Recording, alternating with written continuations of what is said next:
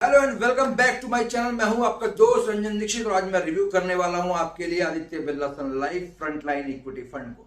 जी हां, Aditya Birla Sun Life Frontline Equity Fund industry का काफी पुराना लार्ज कैप कैटेगरी का फंड है।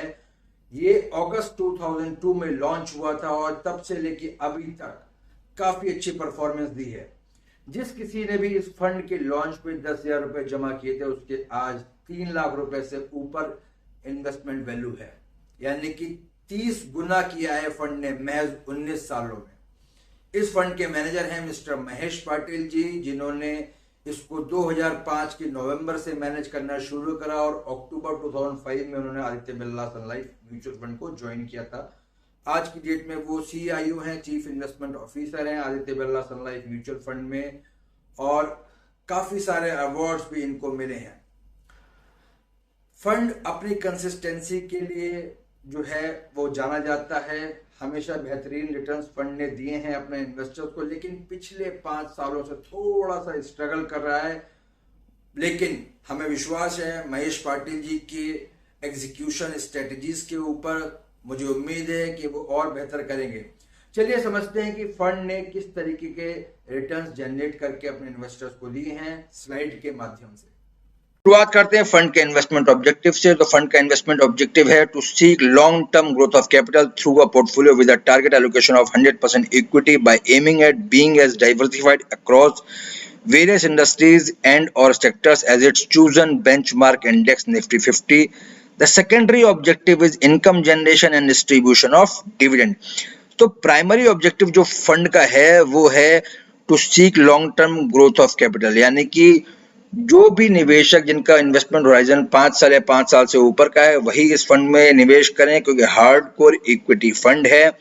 सेकेंडरी ऑब्जेक्टिव जो है वो है इनकम जनरेशन और डिस्ट्रीब्यूशन ऑफ डिविडेंड। ऑल्दो ये जो सेकेंडरी ऑब्जेक्टिव है काफी ल्यूक्रेटिव नहीं है रहा आज के समय में, क्योंकि डिविडेंड जो है ऑलरेडी TDS कट के आपके हाथ में आते हैं। तो ज्यादा बेहतर अगर किसी को डिविडेंड चाहिए तो वो सिस्टमेटिक विड्रॉल प्लान का इस्तेमाल करे। वो टैक्स एफिशिएंट भी है और कंसिस्टेंटली आपको पैसा मिलता रहेगा। अब बात करते हैं फंड के बेसिक डिटेल की। फंड के मैनेजर हैं मिस्टर महेश पाटिल जी, जैसा कि मैंने आपको पहले बताया, और ये 17 नवंबर 2005 से इस फंड को मैनेज करते हुए चले आ रहे हैं। फंड ओपन एंडेड है और लार्ज कैप कैटेगरी का है। ये 30 अगस्त 2002 में लॉन्च हुआ था और जब से लॉन्च हुआ है तब से लेके आज तक अगर मैं बताऊं तो 19.91% का फंड ने रिटर्न दिया है। इसका असेट अंडर मैनेजमेंट जो है वो है 20,631 करोड़, यानी कि काफी बड़ा असेट्स हैं फंड के पास। और इसका जो बेंचमार्क है वो निफ्टी 50 टोटल रिटर्न इंडेक्स है। इसकी जो NAV है वो रेगुलर ग्रोथ की है 311 रुपए 46 पैसे और डायरेक्ट ग्रोथ की है 335 रुपए।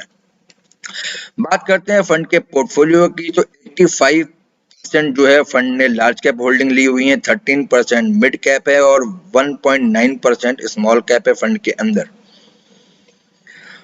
टॉप सेक्टर्स जो है उनमें सबसे ज्यादा होल्डिंग जो है बैंक्स में, IT सॉफ्टवेयर और फाइनेंस में है। टॉप 3 सेक्टर मिला के 47.33%, यानी फंड डाइवर्सिफाइड कैटेगरी का है।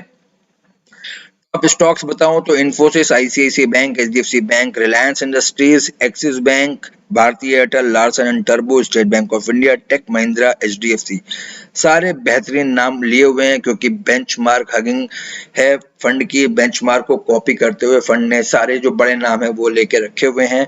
ऑल्दो फंड में टोटल स्टॉक होल्डिंग 69 स्टॉक्स की है।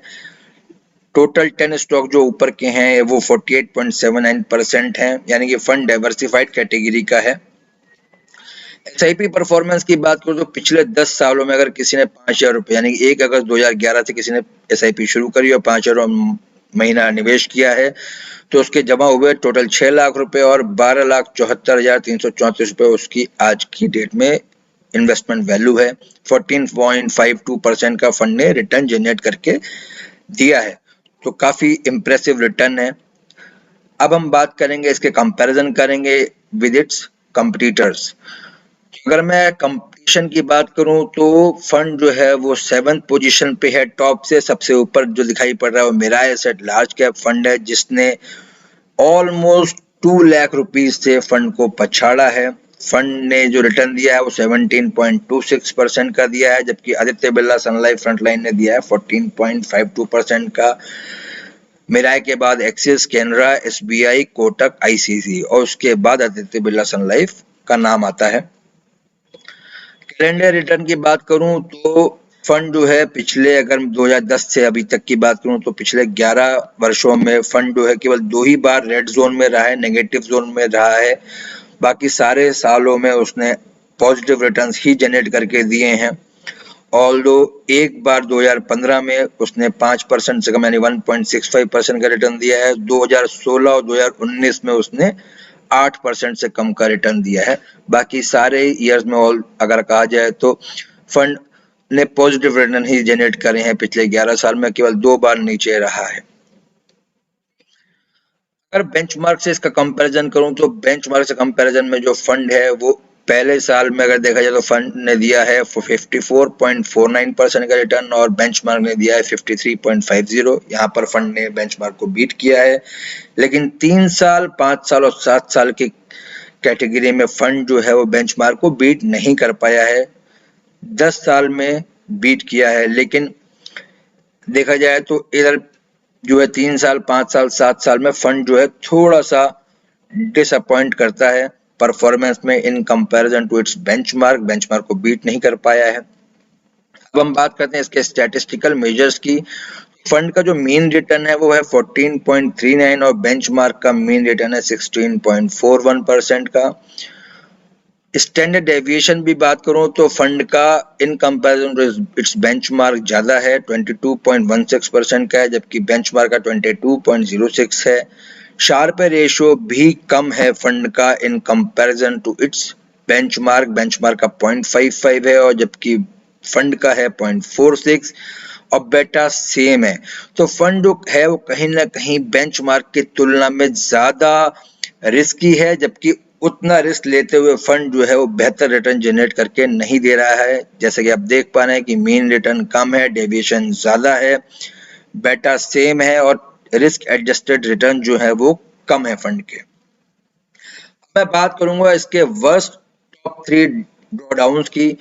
सबसे पहला ड्रॉडाउन जो फंड ने देखा है वो 4 जनवरी 2008 में देखा था, जब फंड की एनएवी 83 रुपीज 52 पैसे रूट के 36.44 यानी कि 56% का लगभग लॉस था, ये हुआ था। और ये 9 मार्च 2009 तक एनएवी गिरती रही थी। 349 डेज लगे फंड को रिकवर करने में वापस 83.52 रुपीज की एनएवी पर पहुंचने के लिए और इसकी रिकवरी डेट है 9 जुलाई 2010।